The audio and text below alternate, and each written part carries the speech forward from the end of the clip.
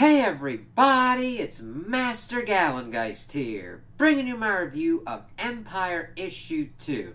And this was a pretty good issue because we did get a little bit more kind of backstory and information upon Koi and kind of what he's kind of been doing all around the different kind of places with the scroll and the Kree and all that, while also kind of moving it forward to kind of what's going to be going on. Now granted, the bulk of this really is setting up Koi's motivations for what he's been doing and how his plans have been kind of coming together, while also getting the Kree Skrull Armada back into some kind of semblance of not getting screwed over by plants.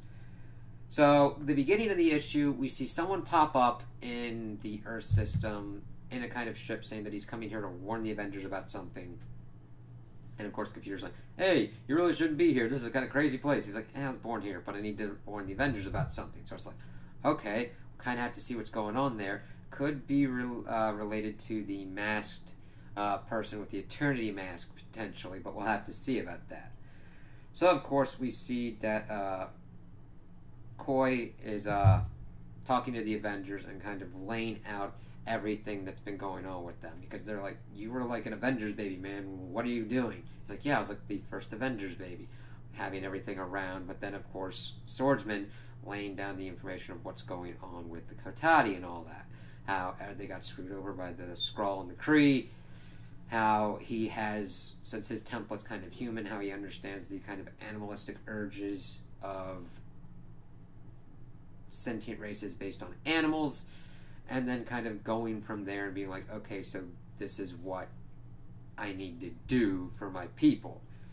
And then, of course, that then switches over and we see that Swordsman makes his move in the present, slashes at She-Hulk, and is able to use an organic teleporter to teleport away, pretty much giving them the ultimatum, you got a choice. Blue areas, you're like home or your grave kind of thing. It's like, okay. And he even talks about how it would be like a sentimental kind of choice that the Kotati are giving the Avengers, since they helped him almost execute a perfect execution of the Kree and the Skrull, and then probably even going further on in their machinations to wipe out all animalistic life. It's like, damn. Screwed up, man.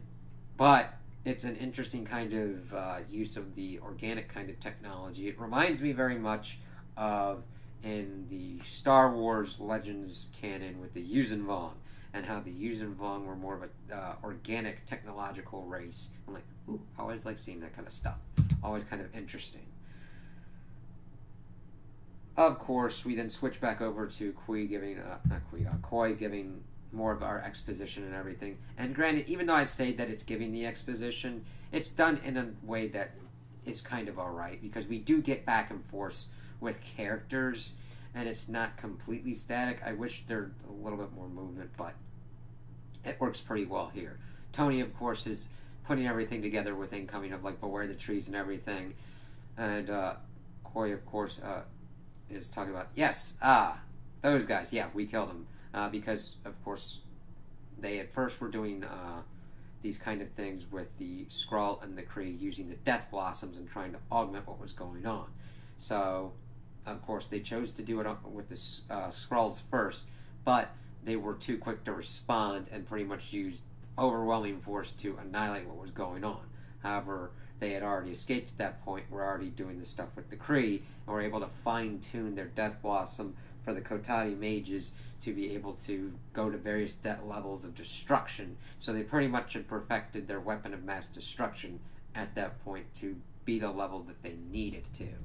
And while, of course, he's doing this, he also explains that they were doing espionage against the Skrull and the Kree to keep them from forging this alliance, but he does admit that it was too slow, and they were able to get to Hulkling, the young Avengers, so they're like, hey, why don't we recruit our own Avengers? And evidently this is what was going on with Tony. They telepathically did the stuff with like the Injustice and everything to get him and the rest of the Avengers on their side. And of course he's going through and he's like, what the hell's that noise? And he's like, hey, Thor's like caught up in all this stuff because they had been put in this kind of weird kind of hanging garden kind of thing. He even Koi even talked about how he was doing human arranging, but Thor's wrapped up in his, yeah, my open hand. So he called Mjolnir to him and frickin' let the thunder and the lightning fly. It's like, choo! So he gets out of there. Korg's like, hey, I was giving you a chance. You either get the hand or the, oh god. And of course, Thor's got his hammer now and everything. Like, yeah, let's kind of see how that goes. Of course, he uses his organic teleporting to get out of there as well. And Tony is not feeling good about this. He is like, they escaped. Tony was so assured of himself and what was going on. He's like, okay, let's kind of get this all set up. But of course, I don't think Tony should be feeling as bad as he should. Granted, problems occurred with what was going on. But if this, he and the Avengers were trying to get this into a manner where it would have been resolved as peacefully as possible. They didn't have all the information of Koi getting ready to use the Death Blossoms and to use Kotati magic to start a genocidal campaign across the universe, starting at Earth. People who usually have those kind of plans don't shout them until they've got the opportunity to use them. So hopefully Tony's able to get out of his own head and do everything, because that's, of course, what we see Cap doing. He's like, tactically, we got to save lives. We see that the Kotati are messing around with stuff on the moon, messing around with stuff on the Earth. It's like, we need to get this under control. Yes, Cap, let's do this shit.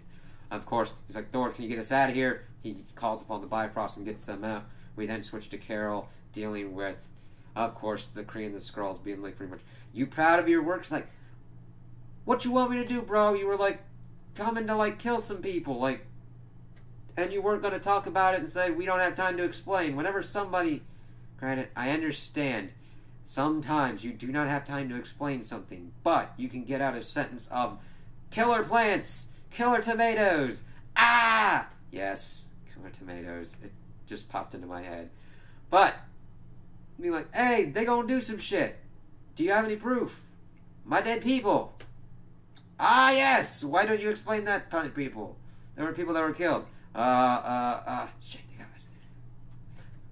So, Carol's dealing with all that kind of stuff, and then sees what's going on with the command center at the heart of the Armada. It's like, that ain't good. And then we switch into the inside, and we see that the Fantastic Four and the rest of the Kree and the Skrull, and they're getting screwed over by the plants. And the thing is pretty much being, like, destroyed from the inside. It's like, holy shit. And Hulkling's able to use his sword to slice through the thing, and it doesn't harm the thing, but it takes out the plants. It's like, wow, that's actually pretty damn cool. And he evidently explains that, like, yeah, this can do a lot of stuff, and it knows friend from foe. And I'm like, that is a very handy thing to do. That's pretty cool. That's, of course, when Carol pops up and like, hey, we can kind of use that, can't we, if we are able to modulate the energy and everything like that, and like send it out in a kind of big burst. And it's like, yeah, we're all ahead of you. So their idea is to stab Carol with it long enough for her to absorb enough of the energy to fuck it out and get the command ship under control. This almost kills Carol, and it's actually not a bad plan, even though it's pretty friggin' desperate. Because it works, and they're able to defibrillate her with pretty much Ronan the Accuser's hammer. And, of course, one of them's like, yeah, it's not my hammer, talking about how it's a universal weapon and how it's important, and want to induct Carol into the Accuser Corps. And it's like, actually a pretty cool moment. She gets back into kind of like a green Skrull kind of uniform while she's got the hammer and everything. Like, interesting to see how that goes. And, of course, they bring up the issue of the Pyre, and Hulk is like, what? And, of course, one of the Skrulls is explaining, yeah, it's the Pyre. It's the responsibility of the Emperor, the death of a world at the Emperor's hands. It's like, yeah, I'm gonna go with a no on that. If anything, you could argue it would be the moon, because that's where the Kotati were based. But, yeah, I'd have to argue it'd be really hard and difficult to even argue to that point that Earth would be that much of a hindrance. It's mainly kind of different groups that are on Earth, but then again, I've got to... My view of justice is different than what the Skrull and the Kree are at this point. They're like, these people have been giving us so many problems, this planet needs to fucking just go. I'm like, no, that's not how this works, and it'll be interesting to see how Hulkling deals with this. because his boyfriend is on Earth, and I don't think he would take kindly to, like, his people being like, kill your boo. How about no, you crazy bastards? I would actually love to see that if that was a line, like, nope, you crazy bastards, I ain't fucking doing it.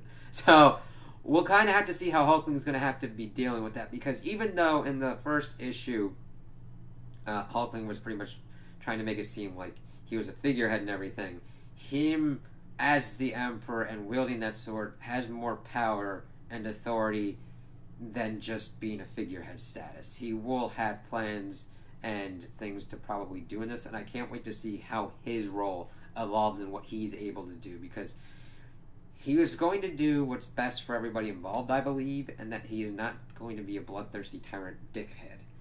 He's going to try and find the best way to help everybody involved, and it could potentially be at the cost of his own life. So we'll just have to see about that. I'm like, okay, good to get everybody caught up, get all this information, and then get us to the next stage of the Kotati pretty much actively involved on Earth and seeing how this is going to have to go. So those are my opinions on the issue. Tell me what you guys think in the comments below. If you liked it, if you didn't like it, if you agree with me, if you disagree with me. Also like and subscribe, and I hope you have a good day.